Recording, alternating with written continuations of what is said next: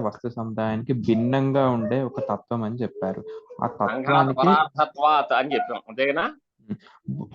ఒక అంటే తెలుగులో ఇక్కడ రాసున్న దాని ప్రకారం ఈ వస్తు సముదాయానికి అందరికీ ఒక అధిష్టాత ఉండాలి. అది భోక్తగా ఒక తత్వం ఉండడం మరియు అది కైవల్యం కొరకై వ్యవహరించడం అని చెప్పి పెట్టారు. అలా అంటే కాదండి, మీరు రెండింటిని మిక్స్ చేస్తున్నారు. సంఘాత పరార్థత్వాత్ అంటే ఒక జడ సముదాయం ఉందనుకోండి. ఒక స్కూటర్ ఒక కారు తయారైందండి. కారు తయారవడంలో కారులో ఎన్ని పార్ట్లు ఉంటాయి చెప్పండి? ఓ 200-300 పార్ట్లు ఉంటాయి, అవునా కదా? అవును. ఈ 200-300 పార్ట్లు కలిగినటువంటి సమూహరూపమైనటువంటి కారు ఎందుకోసం తయారైంది చెప్పండి? అంటే షోకేస్లో పెట్టడానికి, ఒక మనలాంటి వాళ్ళ ఉపయోగం కొరకు, ఉపయోగం కోసం, అంటే మనం అనుభవించడం కొరకు, అంతే కదా? అంతే. ఇప్పుడు కారు భోగ్య వస్తువు అయితే ఆ భోగాన్ని అనుభవిస్తున్న భోక్త ఎవరవుతారు? మనం అవుతాం, అంతే కదా? ఈ సంఘాతం అంతా, జడ సముదాయం అంతా పరార్థం, పరుడే ప్రయోజనంగా కలది, అంతేగాని ఆ తయారవడం వల్ల ఏమీ ప్రయోజనం లేదు. అందువల్ల ఎవరి ప్రయోజనం కోసమో ఆయనే పురుషుడు. తర్వాత కైవల్యార్థం ప్రవృత్తేశ్చ అని ఉంది చివరిది, అది వేరే అనమాట. అంటే అందరూ మోక్షం కోసం ప్రయత్నం చేస్తున్నారు. ప్రతి దర్శనాలన్నీ మోక్ష విచారం కోసమే. ఈ మోక్షం ఎవరికి కలుగుతుంది? జడానికి బంధము లేదు, మోక్షము లేదు. ఏమండి?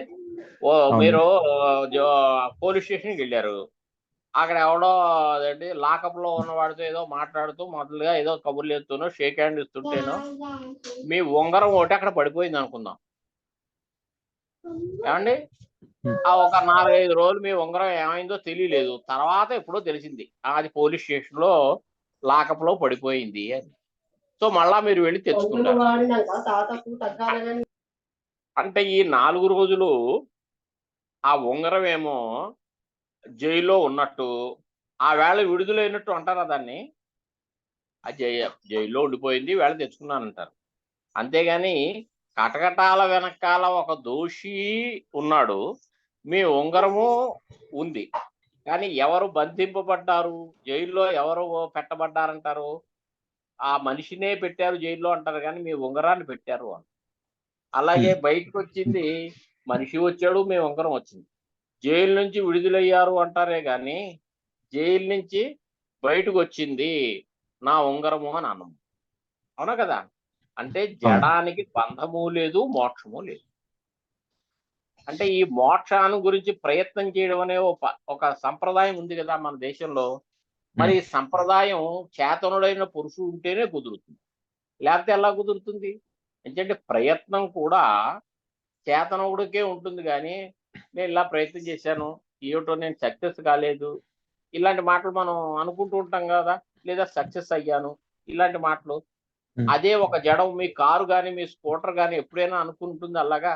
నేను బోల్డు ప్రయత్నం చేశాను, బ్రహ్మాండంగా సక్సెస్ అయ్యానని కానీ నేను సక్సెస్ కాలేదని కానీ అంటుందా? అది అందు జడానికి ఇటువంటి ఏవి ఉండవండి. ఈ ప్రవృత్తి మోక్షం గురించి ప్రవర్తించడం ఇవన్నీ ఉన్నాయి అంటే ఒక చేతనుడైన పురుషుడు ఉంటేనే ఇవన్నీ కుదురుతాయి, కానీ లేకపోతే ఇవన్నీ కుదరదు. కాబట్టి పురుషుడు ఉన్నాడు అని కంక్లూజన్ ఇచ్చాను. కానీ నాకున్న అనుమానము అక్కడే ఉంది సార్. ఇప్పుడు నేను అడిగే ప్రశ్న ఏంటంటే, ఇప్పుడు నా ప్రశ్న ఏంటంటే, ఇక్కడ కైవల్యార్థం అని ఉంది. అంటే కైవల్యం కోసం ఇక్కడ ప్రయత్నించేది ఎవరు? అంటే అక్కడ ఆ కైవల్యం నాకు ఇది కావాలి అని కోరిక ఉన్నది అన్నట్టయితే అది కోరిక అన్నది జడానికి ఉండదు. అది మనం పురుషునికి ఆపాదించినట్టయితే ఇంకా త్రిగుణాతీతుడని ఎట్లా అంటాం మనం దాన్ని? రైట్, నిజమే, రైట్. మీ ప్రశ్న బాగానే ఉంది. ఇప్పుడు ఇంతకీ ఈ కోరిక ఎప్పుడు ఉందండి మీకు? బద్ధ స్థితిలో ఉందా, మోక్ష స్థితిలో ఉందా? బంధంగా ఉన్నప్పుడే ఉంటుంది. బద్ధ స్థితిలో ఉన్నారు కదా. బద్ధ స్థితిలో ఉన్నప్పుడు ప్రకృతికి ఉండే అనేక ధర్మాలు మనం ఎందుకు వచ్చేస్తాయని అనుకున్నాంగా. వాస్తవానికి ఆయనకి ప్రయత్నమూ లేదు, కోరిక లేదంటున్నారు మీరు, నేను ప్రయత్నమే లేదంటున్నాను. ఇవన్నీ అంతఃకరణ ధర్మాలు. అంతఃకరణకి ఈయనకి తేడా తెలియకపోవడం వల్ల అంతఃకరణంలో ఉండే అనేక ధర్మాలు, కర్తృత్వాదులు వగైరాలు ఇవన్నీ కూడా ఈయనకి వచ్చేసాయి, ఈయనకి అంటుకున్నాయి అన్నమాట తాత్కాలికంగా. అందుకని అన్నీ కుదురుతాయి. మీరు చూడండి, ఇప్పుడు శరీరం కంటే భిన్నంగా పురుషుడు ఉన్నాడా లేరా చెప్పండి? ఉన్నాడు. ఉన్నాడు కదా! కానీ నేననగానే మీ వేలు మీ గుండెల దగ్గరికి వెళ్ళిపోతుందా లేదా? వెళ్ళిపోతుంది. అంటే ఇంకొకటి సార్ ఇక్కడ ఆగండి. పురుషుడున్నాడు నేను చెప్పేది అన్నది వినండి. నేను ఆ! చెప్పేది వినండి పూర్తిగా. సరే. సరే. ఓకే. మీ వేలు వెళ్ళిపోతుందా లేదా? వెళ్ళిపోతుంది. మీ వేలు ఎక్కడికెళ్ళింది? ఆత్మ దగ్గరికెళ్ళిందా? శరీరం దగ్గరికెళ్ళిందా? అంటే శరీరం దగ్గరికే వెళ్ళింది. శరీరం దగ్గరికే వెళ్ళింది. కానీ నేను ఇక్కడ చెప్పదలుచుకుందేంటంటే, అసలు ఆ! ఈ పురుషుడున్నాడు అన్నది కూడా మనకు ఏదన్నా ఒక దర్శనం గాని, లేకపోతే ఏదన్నా ఒక అతీంద్రియమైన వేద ప్రమాణాన్ని గాని చెప్పినప్పుడే మనకదొకటి ఉందని తెలుస్తుంది. స్వతహాగా నేను పుట్టినప్పుడు మనకు తెలీదు గదా! ఇప్పుడు నేను అంటే ఇది తత్వం తెలియనంత వరకు ఎవరైనా శరీరాన్నే దేహాత్మ అంటే భావంతోనే ఒక్క చూపిస్తారు గదా! విషయం అండి. ఒక్క విషయం. మీరు ఫిలాసఫికల్‌గా ఆలోచించట్లేదు గనక గానీ, ఆలోచిస్తే ఈ శరీరేంద్రియాల కంటే నేను వేరే ఉన్నాను అని తెలుస్తోంది. ఇప్పుడు మొన్న మీరు ఒక వస్తువుని చూసారు. ఈవేళ అది మళ్ళా మీకు జ్ఞాపకం వచ్చింది. ఏవండి? శరీరమే ఆత్మ అయితే, మొన్న చూసిన శరీరం ఈవేళ ఉంది, లేదు అనే దాంట్లో వివాదం ఉంది. శరీరం ప్రతి క్షణము అవయవోపచయనాలు బట్టి మారిపోతుందని చాలామంది చెప్తారు. ఒకవేళ మారలేదు అనుకుందాం. శరీరం అంటే ఏమిటి? కన్ను అనుకోండి. ఈ కన్ను మొన్న చూసింది. ఏవండీ? కన్ను శరీరంలో భాగమేగా? అవును. ఈవేళ మళ్ళా మీకు జ్ఞాపకం వచ్చింది. ఈ జ్ఞాపకం కన్నుకి రావట్లేదు కదా! హుహు. నా కన్నుకి జ్ఞాపకం వచ్చిందని ఎప్పుడైనా అనుకుంటాం మనం? అనుకోం కదా! లేదు. అంచేత చూసేవాడు వేరు, జ్ఞాపకం వచ్చేవాడు వేరు అయ్యాడు. అలా ఎక్కడైనా జరిగే అవకాశం ఉందా? ఒకడు చూస్తే ఒకడికి జ్ఞాపకం వస్తే, ఇక మనమంతా ఎందుకు చదువుకోవడం? మీ నాన్నగారు, మీ తాతగారులు చదివేసుకుంటే అదంతా మనకి జ్ఞాపకం వస్తుంది. పరీక్ష రాసేస్తాం, పాస్ అయిపోతాం. అందుకని ఎవడు చూశాడో వాడికే జ్ఞాపకం రావాలి. అంటే ఈ చూసినవాడు, జ్ఞాపకం వచ్చినవాడు ఒకడే. మీరు 5 ఏళ్లప్పుడు మీ ఇంటికి వచ్చిన ఒక చుట్టాన్ని చూశారు. ఇప్పుడు మీకు 25 ఏళ్ళు. అప్పుడు మీరెంతున్నారు? 3 అడుగులున్నారు. ఇప్పుడెంతున్నారు? 6 అడుగులున్నారు. అంటే మీ శరీరం. శరీరమే గనక ఆత్మ అయినట్టయితే 3 అడుగుల శరీరం, 6 అడుగుల శరీరం ఒకటి కాదు. కానీ ఆ వచ్చిన చుట్టం చెప్తాడనమాట. నేను నువ్వు చిన్నప్పుడు నీకప్పుడు 5 ఏళ్లుంటాయి. అప్పుడొచ్చాను నేను. అంటూ అప్పుడు జరిగిన ఒక సంఘటన గుర్తు చేస్తే మీకు కూడా గుర్తొస్తుంది అతను. ఆ! ఆ! అవునవును. అవును. నాకు నా చిన్నప్పుడు మీరొచ్చిన గుర్తుందండి. అని ఇప్పుడు మీకు గుర్తొచ్చారండి మీరు అని మీరు చెప్పారు.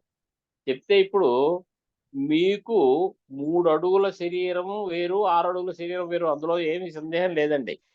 లేదు. కానీ ఇప్పుడు మీకు జ్ఞాపకం వచ్చిందంటే మీ శరీరం మీరు కాదు. శరీరం కంటే భిన్నమైన మీరు ఒకళ్ళున్నారు. ఇది మనం జాగ్రత్తగా వేదం చెప్పిందా? ఈ విషయాలన్నీ కూడా వేదంలోనూ చెప్పాయి, శాస్త్రంలోనూ చెప్పబడ్డాయి. ఏవి మీరు వేదము, శాస్త్రము చదవకపోయినా ఇలాంటి దృష్టిలో మనం ఆలోచించినట్టయితే ఎప్పుడైనా ఈ శరీరేంద్రియముల కంటే నిత్యమైనటువంటి, భిన్నమైనటువంటి ఒక ఆత్మ ఉంది అనేది మనకి తెలుస్తుంది. అదే పురుషుడనండి, ఆత్మనండి. అయితే దాని స్వరూపం ఏమిటి అనేది తెలియడం అని మట్టుకు మనకి అది అంత గమ్మున తెలిసేది కాదు. దాని గురించి చాలా తాపత్రయం పడాలి. ఏమండి? అది వేదాంతంలోనూ అక్కడ వ్యవహారమే తప్ప ఇక్కడ తెలిసేది కాదు.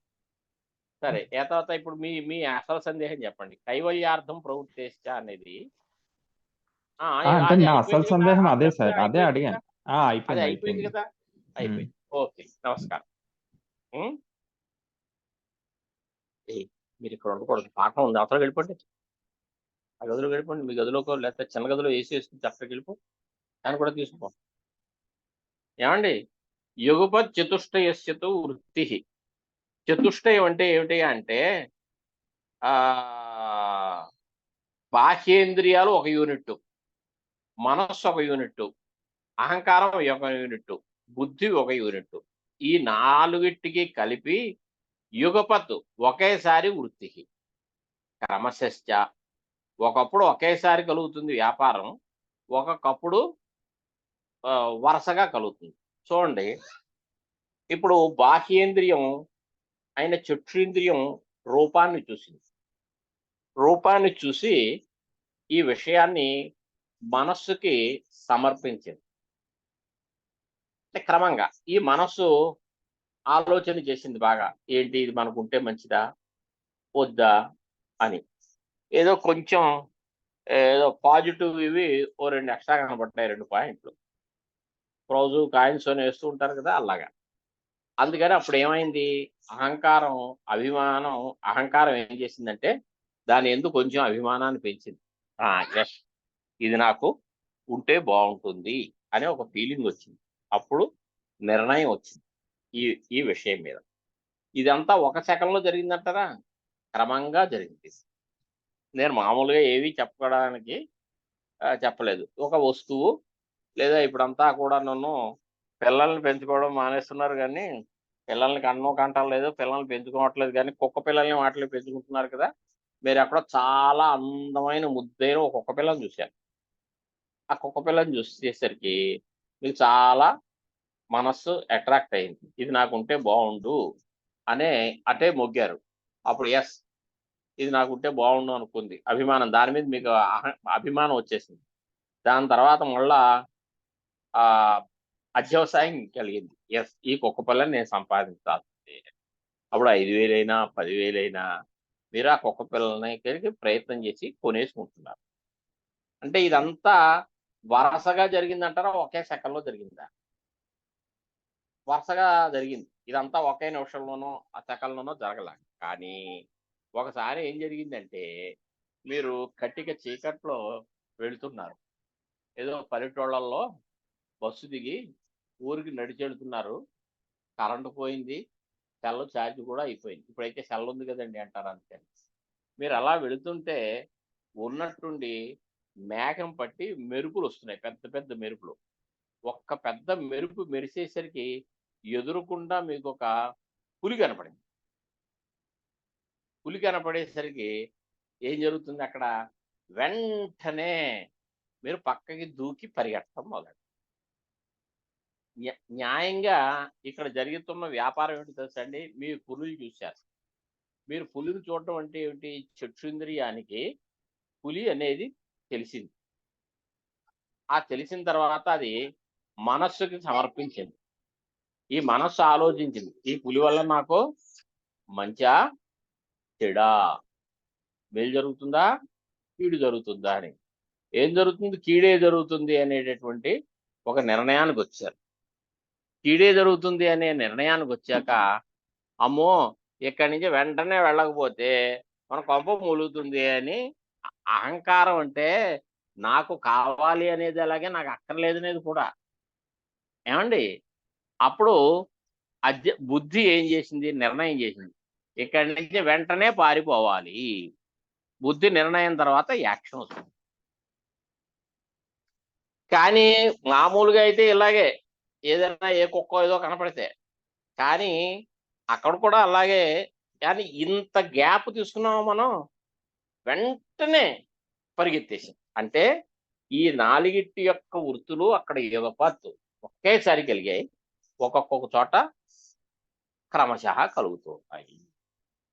యుగపచ్చతుష్టయస్య తు వృత్తిః క్రమశశ్చ తస్య నిర్దిష్టా దృష్టే ఇది ప్రత్యక్ష విషయంలో.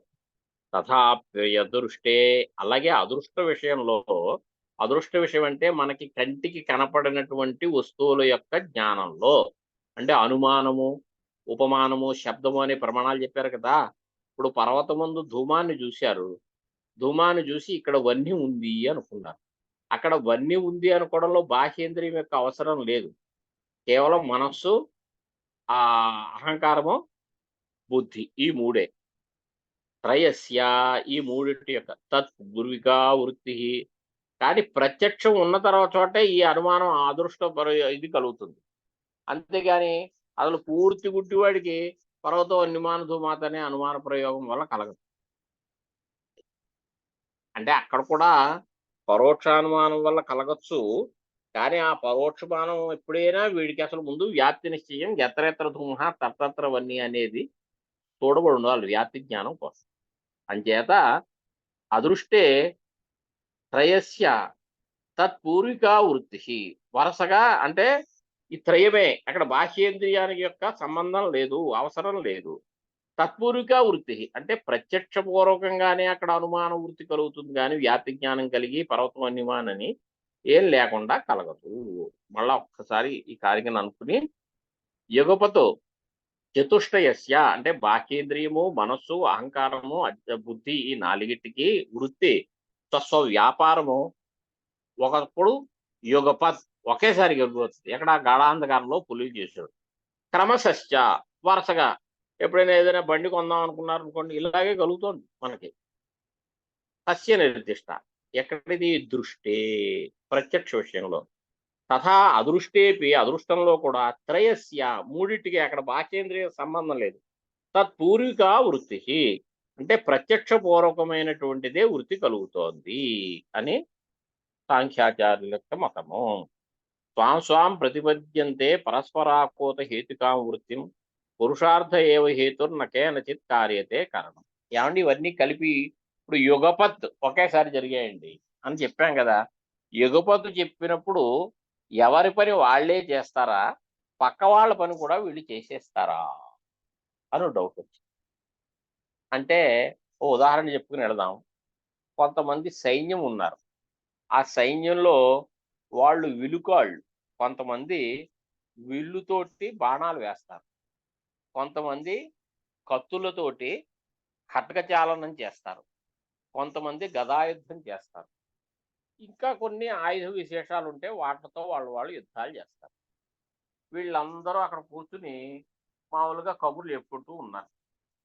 ఈ లోపుగా అక్కడి నుంచి శత్రు దండు ఏదో వచ్చి మీద పడుతోందనే విషయాన్ని సూచించడం కోసం ఏదో అక్కడ పడవ ఆనక బేరులు ఇవన్నీ మోగేసరికి వీళ్ళందరూ వాళ్ళు వెంటనే యమ స్పీడ్లో వాళ్ళ ఆయుధాలు తీసుకుని రెడీ అవుతారు. ఆ రెడీ అయినప్పుడు ఎవడి ఆయుధాలు వాళ్ళే తీసుకుంటారు కానీ గదవాడు కత్తి, కత్తివాడు గద, వీళ్ళు ఇంకోవాడు ఇంకోటి తీసుకోరు. అలాగే ఇవి యుగపత్తు కానీ క్రమశః కానీ జరిగినప్పుడు ఏ ఏ ఇంద్రియమునకు స్వవ్యాపారం అంటే వ్యాపారమే లక్షణము అని కూడా చెప్పుకున్నాం కదా. అటువంటి వృత్తినే తన యొక్క లక్షణం అంటే బుద్ధి అధ్యవసాయాన్ని చేస్తుంది. అహంకారం అభిమానాన్నే, సంకల్పాన్ని వికల్పాన్ని కానీ మనస్సు, తర్వాత రూపాదుల యందు తెలుసుకోవడం అనేటటువంటిది బాహ్యేంద్రియములు ఇలాగే చేస్తాయి. కానీ ఏదో హడావిడి వెళ్ళిపోయింది కదా అని ఏమండి ఒకళ్ళు సూట్ కేసు ఇచ్చుకుని ఒకళ్ళు ఎక్కేసుకుంటాం చూసారా హడావిడిగా రైల్లో, అలా ఇక్కడ మటుకి జరగదు.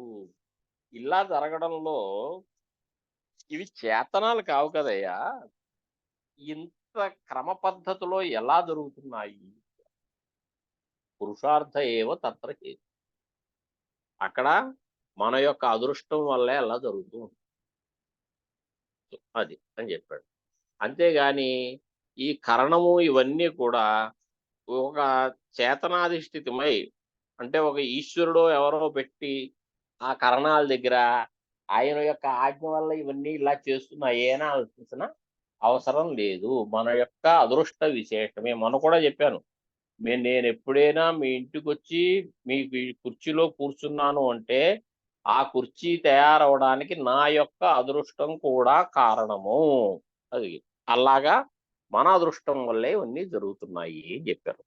స్వాం స్వాం ప్రతిపద్యంతే పరస్పరాకూత హేతుకాం వృత్తిం పురుషార్థ ఏవ హేతు.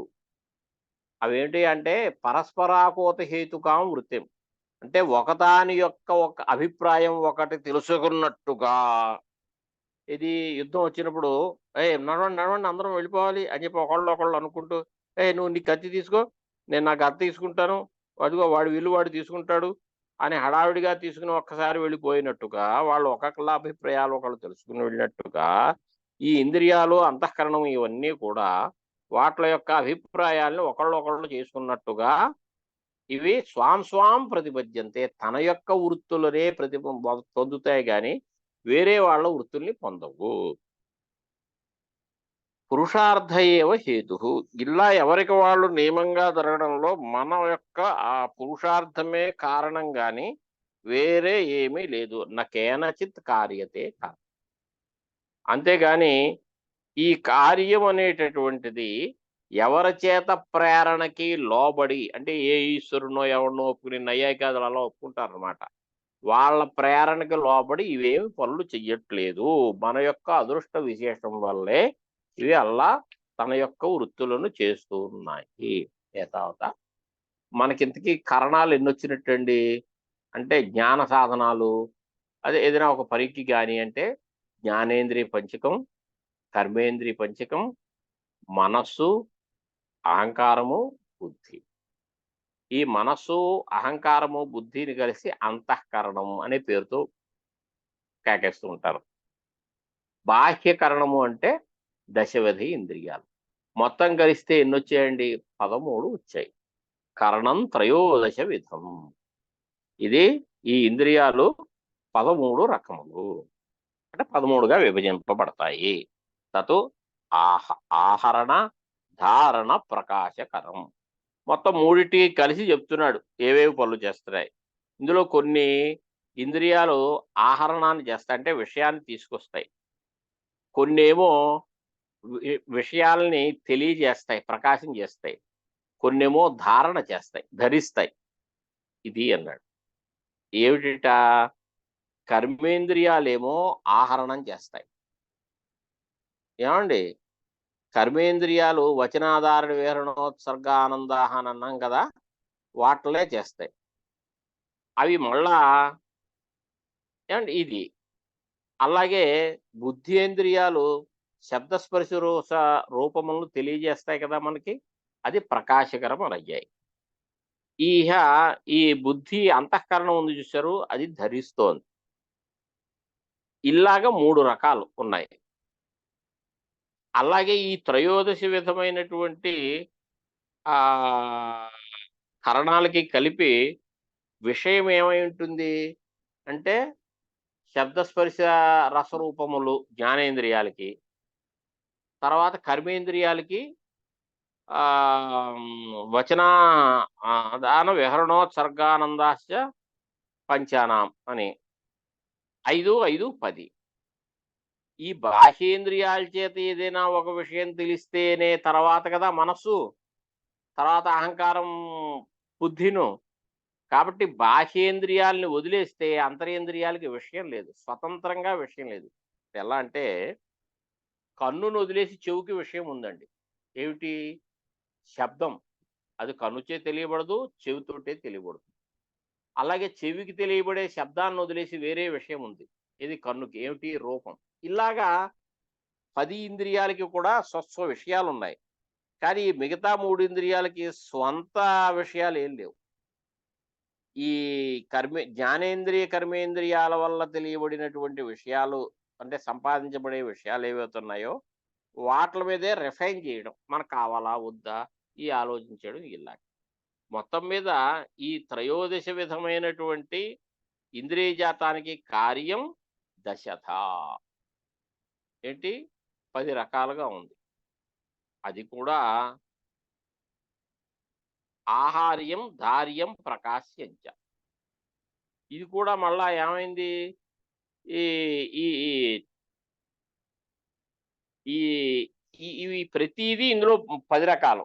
ఆహార్యం 10 విధాలు, ధార్యం 10 విధములు, ప్రకాశ్యం 10 విధములు అని. ఎలా అంటే ఆహార్యం అంటే ఏమనుకున్నాం మనం? కర్మేంద్రియముల చేత సంపాదింపబడివి. ఏంటి? వచన అదేంటిది వాక్ పాణి కదా. వాక్ అంటే ఆహరణ, దానము, విహరణ, ఉత్సర్గ ఆనందాస్య అని.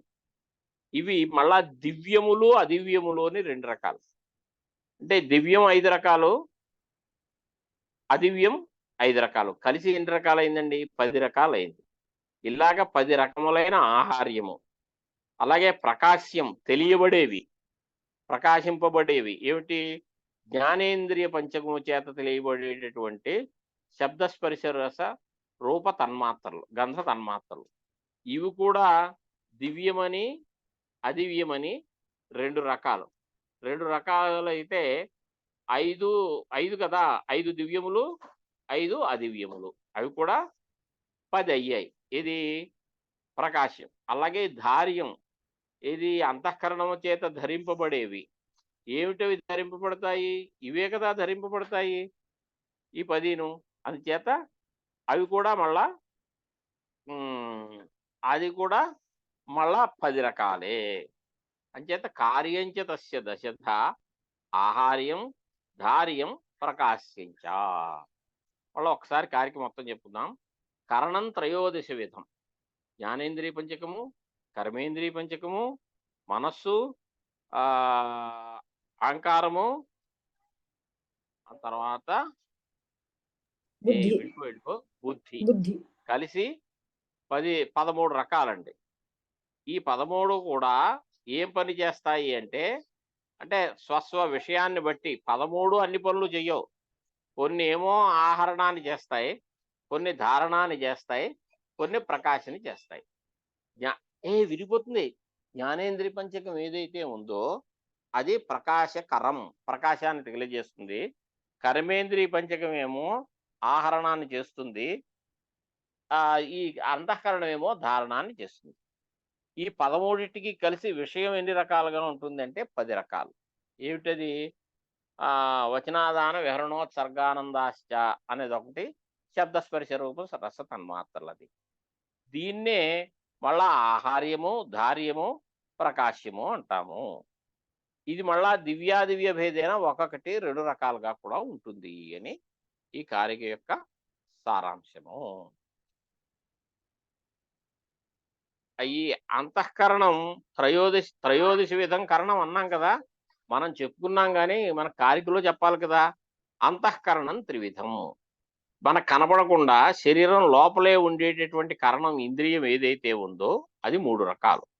మనస్సు, అహంకారము, బుద్ధి అని. బాహ్యకరణములు దశవిధం, దశధ. ఏమండి? ఏమిటవి? జ్ఞానేంద్రియ పంచకము, కర్మేంద్రియ పంచకము.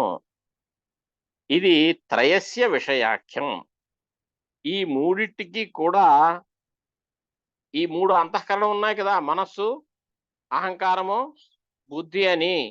ఈ మూడిటికి విషయాన్ని సంపాదించేటటువంటివి 10 ఉన్నాయి బాహ్యేంద్రియాలు.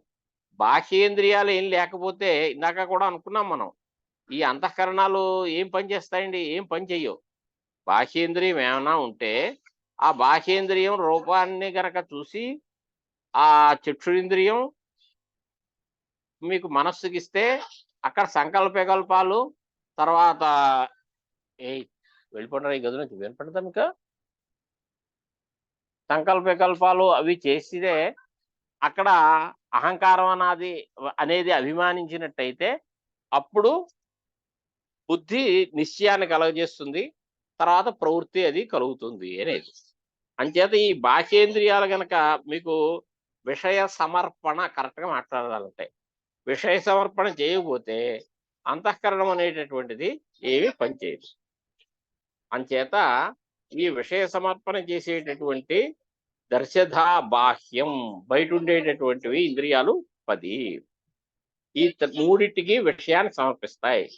ఈ బాహ్యేంద్రియాలు సాంప్రత కాలం, వర్తమాన కాల విషయమునే గ్రహిస్తాయి. ఇప్పుడు చక్షుంద్రియం ఉందనుకోండి, ఉన్న రూపాన్ని గ్రహిస్తుంది కానీ పోయిన రూపాన్ని కానీ రాబోయే రూపాన్ని కానీ గ్రహిస్తుందా?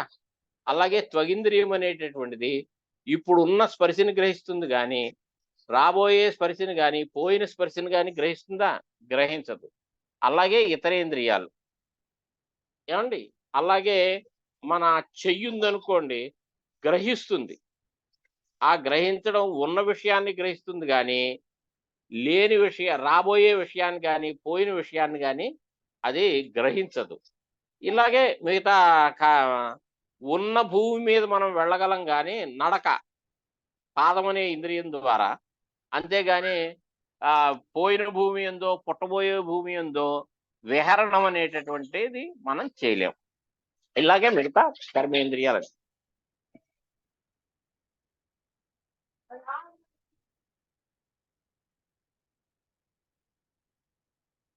అందుకని ఈ సాంప్రత కాలం బాహ్యం. ఆభ్యంతరమైన కరణం ఉందనుకోండి, అది త్రికాలం. ఇప్పుడు ఉన్న వస్తువులు ఎందే నిర్ణయించాలనేం లేదు. ఎప్పుడో అయిపోయినటువంటి విషయాలను కూడా మనం ఆలోచించి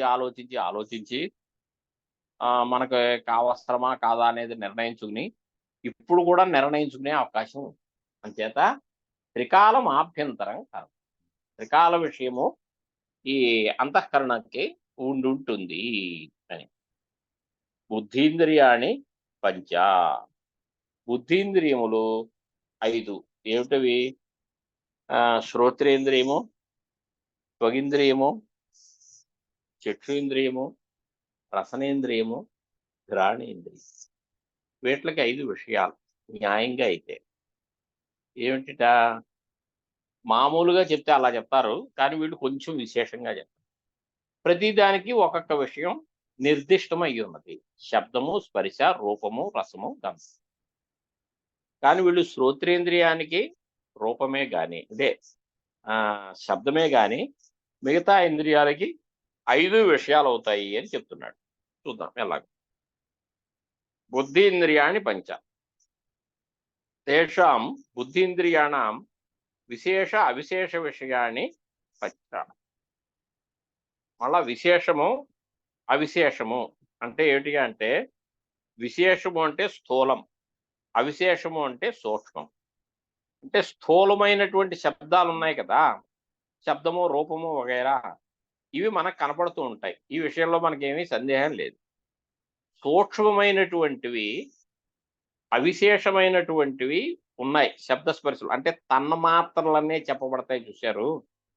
శబ్ద తన్మాత్ర, రూప తన్మాత్ర, రస తన్మాత్ర, స్పర్శ తన్మాత్ర, గంధ తన్మాత్ర అని అప్పుడప్పుడు అనుకుంటూ ఉన్నాం.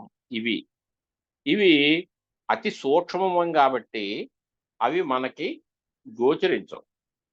కానీ యోగులకి, జ్ఞానులకి, అత్యంత సాధనా విశిష్టులైనటువంటి యోగులకు, తర్వాత జ్ఞానులకి ఆ సూక్ష్మ విషయములు కూడా గోచరిస్తాయి.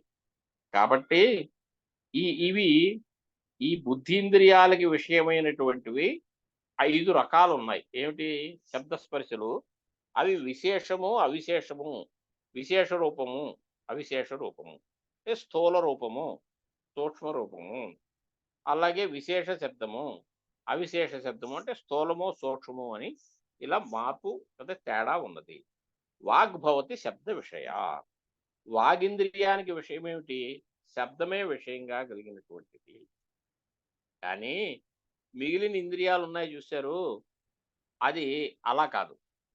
అంటే జ్ఞానేంద్రియాలు మట్టుకి ఈ ఈ శబ్దాదులనే గ్రహిస్తాయి. కానీ కర్మేంద్రియాల్లో వాగింద్రియం కేవలం శబ్దాన్నే విషయంగా చేసుకుంటుంది, స్థూలమైనటువంటి శబ్దాన్ని. కానీ మిగతా ఇంద్రియాలు ఉన్నాయి, చూశారు? అలా కాదు. అంటే పాణి, పాద, పాయోపస్థములు అనేటటువంటి 4 ఇంద్రియాలు కూడా పంచ విషయాన్ని భవంతి. ఎలా అంటే చూడండి, ఒక చెయ్యి ఒక ఘటాన్ని తీసుకుంది. ఘటం అంటే ఏంటండి? పాంచభౌతికమే కదా. పాంచభౌతికం అంటే అందులో శబ్దం ఉన్నట్ట, ఆ శబ్దం ఉన్నట్ట లేనట్ట? ఆకాశం ఉంటే శబ్దం ఉంది, అలాగే వాయువు ఉంటే స్పర్శ ఉంది, తేజస్సు ఉంటే రూపం ఉన్నది, జలం ఉంటే రసం ఉంది, పృథివీ ఉంటే గంధం ఉంది. ఇది కేవలం గంధాత్మకం కాదు, ఘటం పాంచభౌతికం, పంచభూతాల యొక్క కలయిక. కాబట్టి ఇందులో 5 గుణాలు ఉంటాయి. కాబట్టి పాణి అంటే చెయ్యి అనేటటువంటిది ఘటాన్ని గ్రహిస్తే 5 గుణాలని గ్రహించినట్టే ఇది. అలాగే పాదములు ఒక భూమిలో అంటే విహరిస్తున్నాయి, ఇటు అటు నడక, మార్నింగ్ వాక్, ఈవినింగ్ వాక్. ఈ భూమి అంటే ఏమిటండి? పాంచభౌతికమైనటువంటిదే కదా. కాబట్టి శబ్దాది లక్షణములు కలిగినటువంటి భూయందు అది విహరిస్తోంది. అలాగే పాయు ఇంద్రియం అనేటటువంటిది ఈ మలమూత్రాలని విసర్జిస్తోంది. అంటే ఇవన్నీ కూడా పాంచభౌతికాలే. అలాగే జననేంద్రియం కూడాను పాంచభౌతికమైనటువంటి ఆనందాన్ని, అంటే శుక్రశోణిత సంయోగాల్ని వాటి వల్ల ఆనందాన్ని పొందుతూ ఉంటుంది. కాబట్టి ఈ ఇంద్రియాలలో వాగింద్రియం మాత్రమే శబ్దాన్ని విషయంగా చేసుకుంటుంది, కానీ మిగతా 4 ఇంద్రియాలు కూడా పంచభూతాలని విషయంగా చేసుకుంటూ ఉంటాయి. బుద్ధీంద్రియాణి పంచ. బుద్ధీంద్రియములు అంటే ఏమిటి? త్వగింద్రియము, అదే చక్షురింద్రియము, త్వగింద్రియము, ఆ, ఆ, ముందు చక్షుంద్రియం, శ్రోత్రేంద్రియము, రసనేంద్రియము, ఘ్రాణేంద్రియము. వీటికి 5 గుణములు విషయాలు. మళ్ళా అవి కూడా విశేష అవిశేషంగా, అంటే స్థూలము సూక్ష్మము. కానీ మిగతా కర్మేంద్రియాల దగ్గర మటుకి వాక్ అనేది ఒకటే విషయంగా కలిగింది అవుతుంది, వాగింద్రియం శబ్దం అనేది ఒకటే విషయంగా కలిగింది అవుతుంది. మిగతా ఇంద్రియాల మటుకి 5 విషయములుగా కలిగి ఉంటుంది.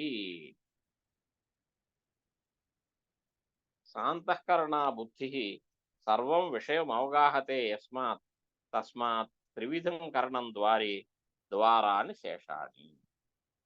ఇప్పుడు వృత్తి, ఒక జ్ఞానం అది కలిగింది అంటే మీకు అంతఃకరణం పనిచేయాలి. కాబట్టి శాంతఃకరణ వృత్తి, ఏదైతే శాంతఃకరణ బుద్ధి, అంతఃకరణంతో కూడుకున్నటువంటి బుద్ధి. ఈ శాంతఃకరణ అంటే మనస్సు, అహంకారంతో కూడుకున్నటువంటి బుద్ధినే అంతఃకరణము అంటారు. సర్వం విషయం అవగాహతే యస్మాత్. ఎందుచేతనంటే అన్ని విషయాల్లో ఫైనల్ జడ్జిమెంట్ ఇచ్చేది అదే. దానివల్లే మన యాక్షన్ ఉంటుంది. చెయ్యాలా వద్దా, కావాలా వద్దా, వెళదామా వద్దా, ప్రతి దాంట్లోనూ నిర్ణయము, తర్వాత యాక్షన్. ఇదంతా బుద్ధి మీదే ఆధారపడి ఉంటుంది. ఆ బుద్ధే ప్రధానంగా కలిగినటువంటిది. ఈ 2 సహాయం ఉంటాయి దానికి. ఇది అహంకారము, మనస్సు, ఇది అంతఃకరణం.